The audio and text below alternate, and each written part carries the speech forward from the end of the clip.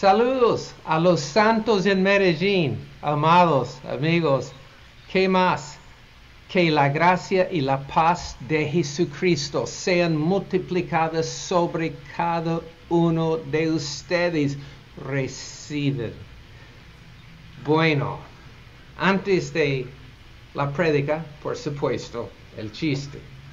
Había dos jóvenes judíos que se encuentran en un hospital y uno le pregunta a otro, ¿por qué estás aquí?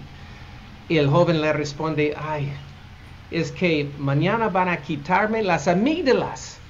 Y el otro joven le responde, no te preocupes, hombre, eso es una cirugía fácil. Cuando yo era como 6 años, tenía 6 años, me quitaron las amígdalas y el próximo día estaba comiendo helados. Es facilísimo. ¿Y por qué tú estás aquí? Bueno, es que van a circuncidarme. Uy, le responde el otro. Hombre, lo siento, porque cuando yo era recién nacido, era un bebé, me circuncidaron y no pude caminar por 1 año. Bueno, ok, listo. Bueno, próxima semana comienza el gran lanzamiento de los grupos. Estoy tan animado, espero estar, estoy progresando bien. Y algo sucede cuando estamos en las casas, en los grupos juntos. En la Biblia vemos Jesús haciendo muchos milagros y prodigios y sanidades en las reuniones grandes. Pero Jesús se revela más cuando un grupito en la casa, donde se puede ver los ojos de cada persona. Y yo creo que Jesús va a revelarse a nosotros más y más en los grupos. Y cuando vemos la cara de las personas en las casas, vamos a conocer más la cara de Jesús. Próxima semana es el tiempo de escoger. Dios está mostrándome el grupo que debo tener. Estoy muy animado, pero más de esto más adelante. Ahora, la palabra hoy. El título es enojado con Dios. ¿Has estado enojado con Dios? Yo sí.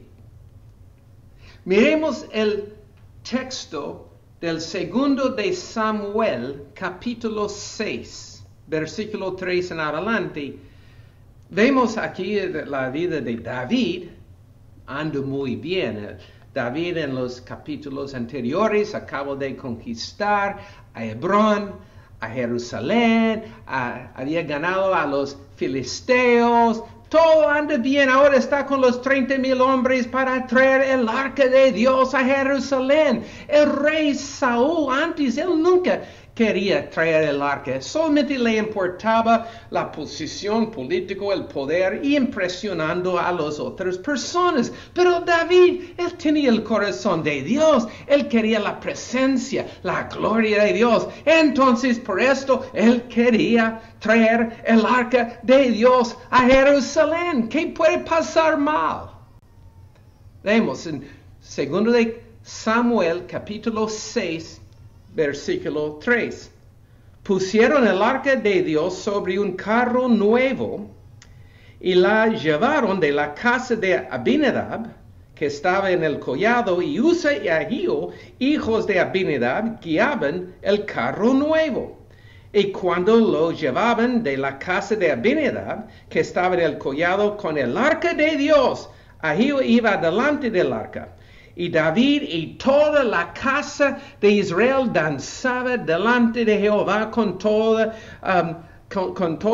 clase de instrumentos de madera, de haya, de arpas, salterios, panderos, flautas y símbolos. Una celebración, todo está tremendo. ¿Qué puede pasar mal? Próximo versículo. Dice, cuando llegaron a la era de Nacón, Usa extendió su mano al arca de Dios, las sostuvo porque los bueyes tropezaban, pero es algo bien para retener el arca. Y el furor de Jehová se encendió contra Usa. Lo hirió allí Dios por aquella temeridad. La palabra temeridad es simplemente un error. Y cayó allí muerto junto al arca de Dios.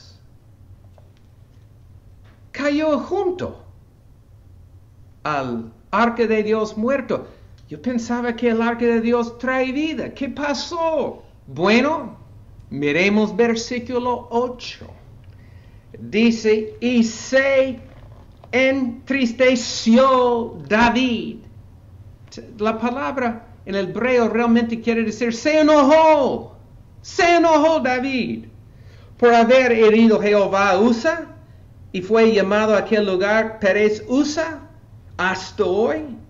Y temiendo David a Jehová aquel día, dijo, ¿cómo ha de venir a mí el arca de Jehová? De modo que David no quiso traer para sí el arca de Jehová a la ciudad de David. Y la hizo llevar David a la casa de Obed-Edom, Geteo, o sea, Obed-Edom era un filistino, Geteo es de la misma tribu de Goliat. Y David pensó, bueno, entonces si este arca es tan peligroso, llévalo ahí a la casa de este incrédulo y vamos a ver qué pasa. Y es interesante que a veces nosotros también hemos estado buscando al Señor como David. Parece que todo anda bien, pero algo sucede. Y parece en vez de las cosas están mejores, están peores, nos parece por haber buscado al Señor. Y la verdad es que no reconocemos que sí tenemos un enemigo, quien está atacándonos. Y debemos exponer al enemigo, porque es un ladrón, un mentiroso. Pero a veces sentimos así. Yo sentí así. Pero antes de decir lo que yo pasaba en estas semanas, déjame leer el próximo versículo. Dice, y estuvo el arca de Jehová en casa de Obed-Edom, Geteo, 3 meses, y bendijo Jehová Obed-Edom y toda su casa. A la casa de Obed-Edom era tan bendecido, el matrimonio se sanó, los hijos estaban ya sirviendo al Señor, quitó las drogas, la rebelión, el negocio prosperaba, la presencia de Dios estaba en la casa, y Obed-Edom y la señora estaban riéndose como borrachos del vino nuevo, del Espíritu Santo. Y todos decían, Dios está bendeciendo la casa de Obed-Edom.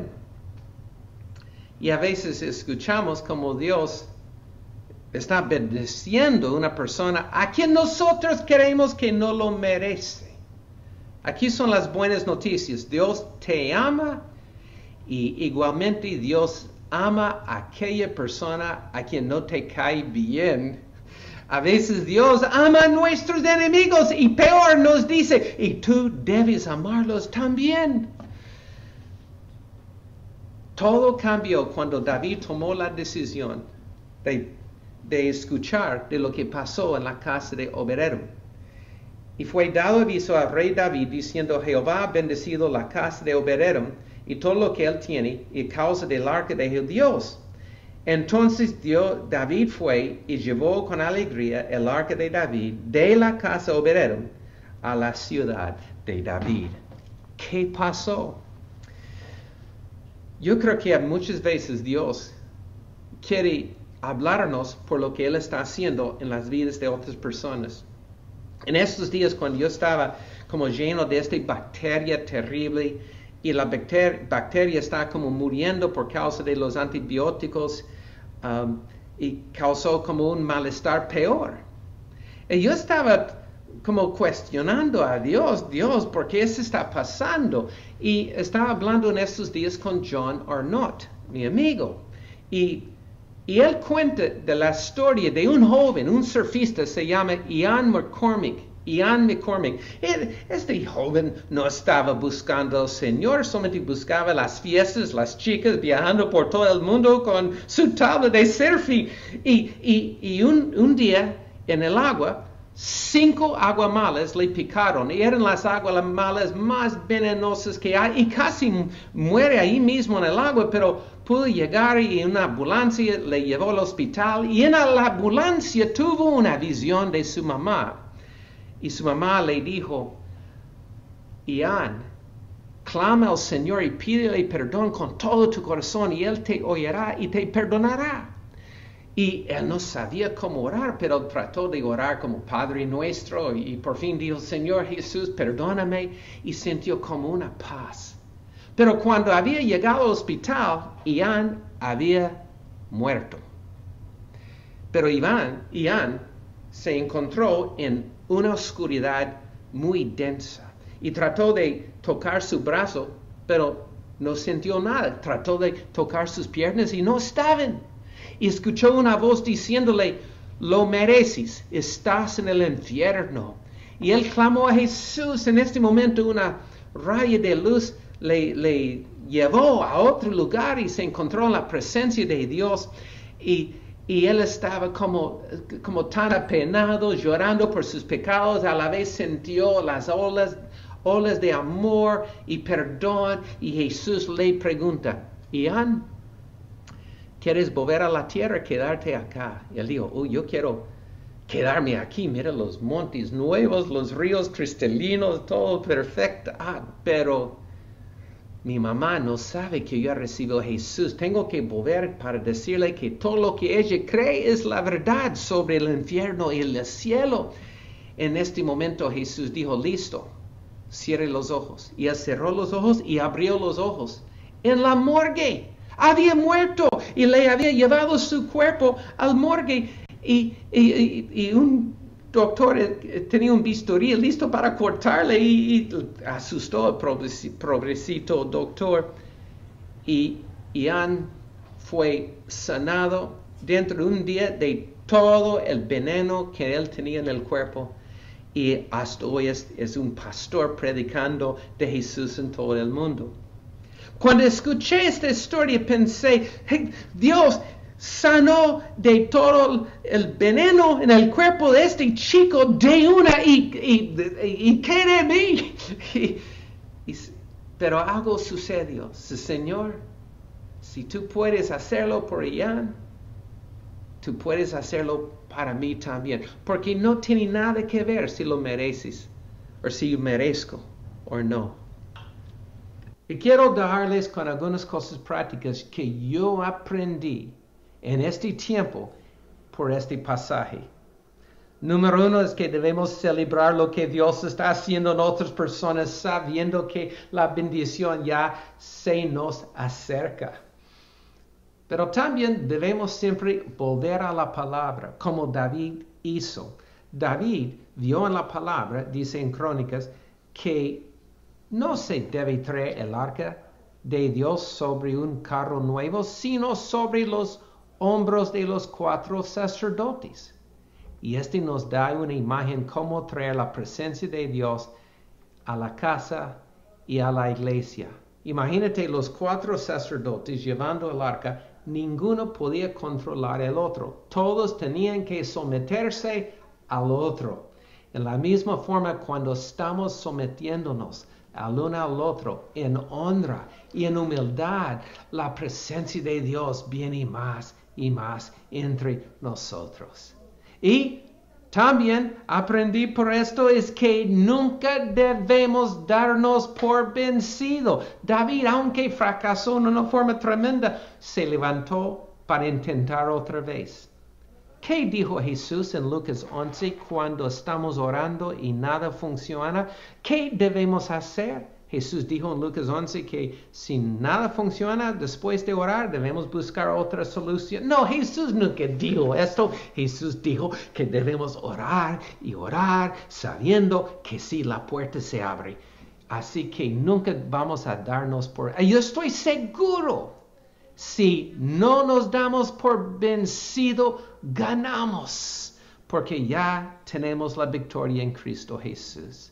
Deben orar por ustedes. Yo pido la unción del Espíritu Santo fluyendo sobre cada uno. Y donde había rabia, enojo contra Dios, porque las cosas no han salido como has pensado, solamente te digo que Dios no ha terminado, que debes ver lo que Dios ha hecho en otros. Debes ver también en la palabra, Dios está ya hablándote, tu corazón está ardiendo. Padre, haznos la comunidad de los corazones ardientes. Y además, solo por el ánimo del Espíritu Santo, gracias por darnos una fuerza, una determinación que nunca se da por vencido, porque ya tenemos la victoria en Jesucristo. Yo les bendiga.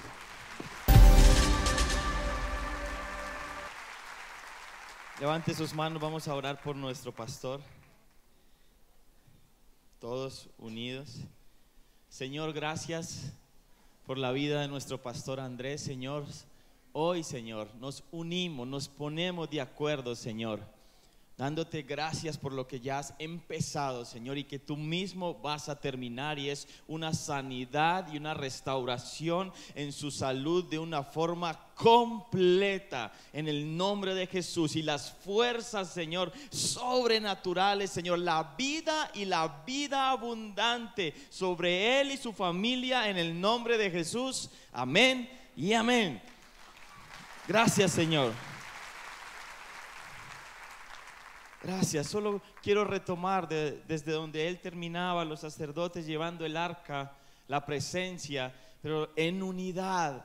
Y donde hay unidad, hay la presencia de Dios. La unidad se construye con una cultura de honra, con una cultura de respeto, de amabilidad, no solamente honrando la posición que Dios ha dado a las personas, sino honrando que en cada persona que ha nacido de nuevo está el Hijo de Dios. Nos permite ver a cada uno como Dios los ve, y hay un gran poder en la unidad. En la unidad empezamos no solamente a mirarnos a nosotros mismos, sino a poner las necesidades de los demás aún por encima de las propias. Empezamos a mirar más el reino de Dios y a extender más el reino de Dios. Hay gran poder en la unidad. Hay un ejemplo de unidad en Génesis 11 que es asombroso. Es la historia, la Torre de Babel. Y quiero leer del 1 al 8, pero que vamos mirando verso a verso. Versículo 1: hubo un tiempo en que todos los habitantes del mundo hablaban el mismo idioma y usaban las mismas palabras. ¿Hablaban qué? El mismo idioma, y usaban las mismas palabras. Y muchos de ustedes están ahí diciendo, pero la única persona que habla aquí 2 idiomas es el pastor Juan David, que lo vemos ya fluir en el inglés y en español. Pero ¿qué idioma tiene que hablar la iglesia? El idioma de la fe, el lenguaje de las promesas de Dios, de la palabra de Dios. Que nuestra boca pueda alinearse con la boca de Dios. Y ahí es cuando podemos declarar lo que Dios dice. Ese es el idioma, un idioma de fe, un lenguaje de fe. Versículo 2: al emigrar hacia el oriente, encontraron una llanura en la tierra de Babilonia y se establecieron allí. Comenzaron a decirse unos a otros, vamos a hacer ladrillos y endurecerlos con fuego. En esa región se usaban ladrillos en lugar de piedra, y la brea se usaba como una mezcla. Escúcheme, vino a ellos, a todos, una idea, un pensamiento. Ya no solamente tenían unidad en el lenguaje, unidad en el idioma, sino que tenían unidad en su mente, unidad en el pensamiento. Versículo 4: entonces dijeron, vamos, construyamos una gran ciudad para nosotros con una torre que llegue hasta el cielo. Eso nos hará famosos y evitará que nos dispersemos por todo el mundo. Ya no solo era un pensamiento, el pensamiento bajó al corazón. Ya tenían un mismo sentir, ya tenían una misma visión. Escúcheme bien, mismo idioma, mismo pensamiento, mismo sentir, misma visión. Versículo 5: pero el Señor descendió para ver la ciudad y la torre que estaban construyendo. ahora era una misma acción, mismo idioma, mismo pensamiento, mismo corazón, misma visión, misma acción, unidad. ¿Sabes lo que eso hizo? Captó la atención de Dios. Dice que Dios descendió para ver lo que estaban haciendo. Cuando un matrimonio está en unidad, capta la atención de Dios. Cuando la iglesia completa está en unidad, capta la atención de Dios.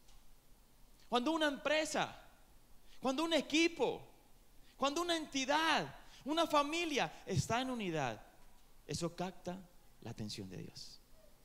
¿Se ha preguntado por qué el enemigo quiere traer división? Para que no haya unidad. Jesús dijo: un reino dividido contra sí mismo es asolado, una casa dividida contra sí misma no permanece. Hay gran poder en la unidad. Mira, versículo 6.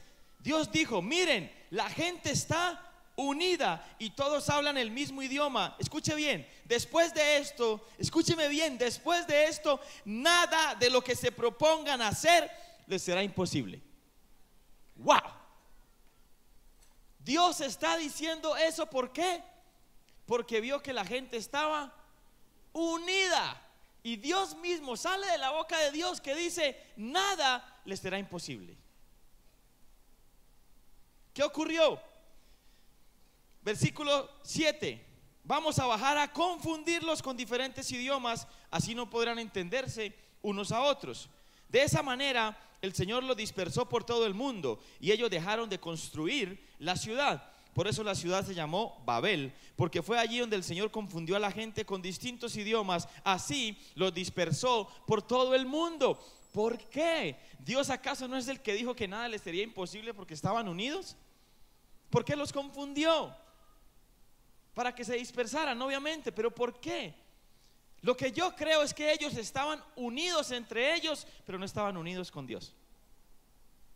Su propósito era orgulloso y su propósito era egoísta. Era hacerse famosos, era tener un reconocimiento ellos, era buscar el poderío humano. Pero Dios no comparte su gloria con nadie. ¿Dios quiere darte fama? Sí. ¿Puede hacerlo? Claro que sí. ¿Puede darte dinero, poder, reconocimiento? ¿Quiere hacerlo? Creo que sí. Amado, quiero que seas prosperado en todas las cosas y que tengas buena salud, así como prospera tu alma. Pero ¿para qué quiere darte Dios todo eso? Para que su reino, sus propósitos se establezcan sobre esta tierra. Denle un fuerte aplauso al Señor.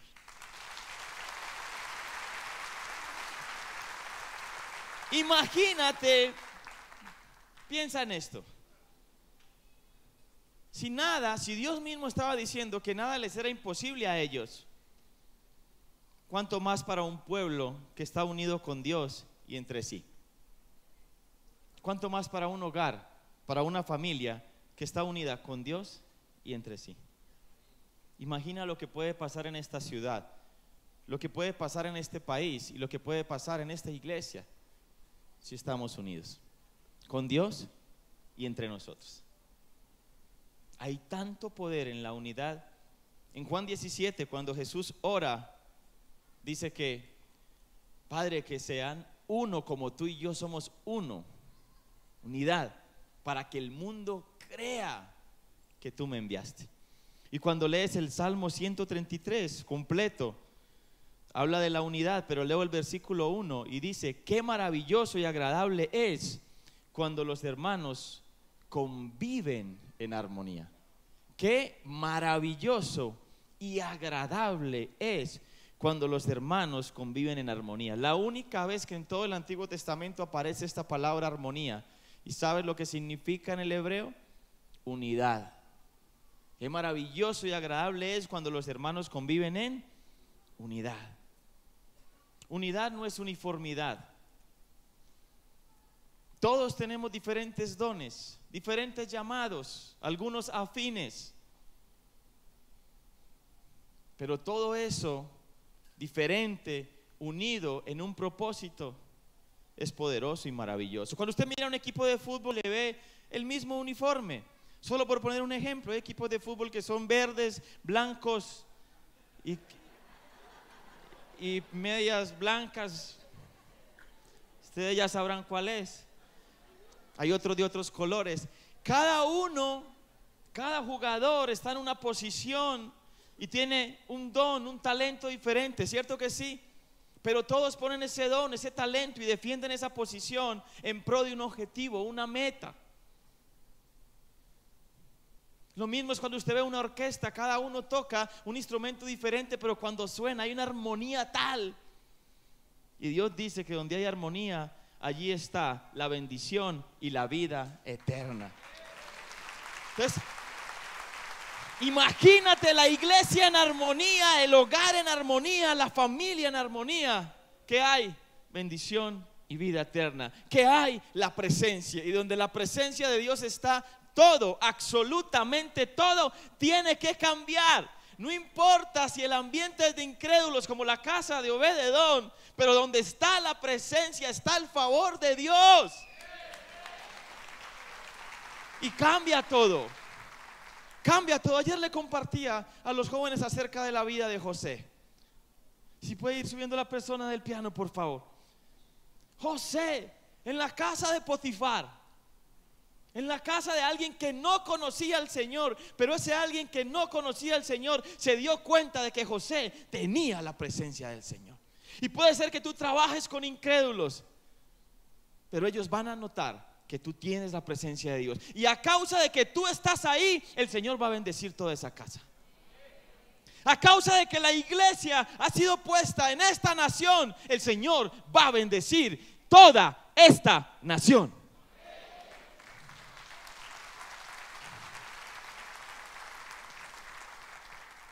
Ahora imagínese esto, que no solamente estemos en unidad, porque a veces podemos estar en unidad sin estar de acuerdo.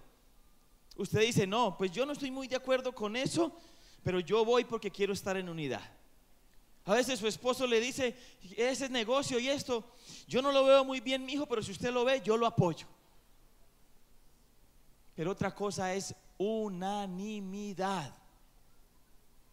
Imagínense que podamos ir no solo de unidad, sino crecer hasta la unanimidad, un mismo ánimo, un mismo sentir, un mismo propósito, un mismo corazón, un mismo lenguaje. Como Pablo decía a los filipenses en el capítulo 2, haya en vosotros el mismo sentir, el mismo ánimo que hubo en Cristo Jesús. Y como dice en Hechos 1 y 2, que los discípulos, que la iglesia estaban unánimes orando. Y cuando estaban unánimes orando, el Espíritu Santo fue derramado sobre todas las personas que estaban en ese lugar. Y empezaron a hablar en diferentes lenguas como el Espíritu les daba. La unanimidad trae una presencia mayor. Y donde la presencia de Dios está, no me cansaré de decirlo, todo, absolutamente todo, tiene que cambiar.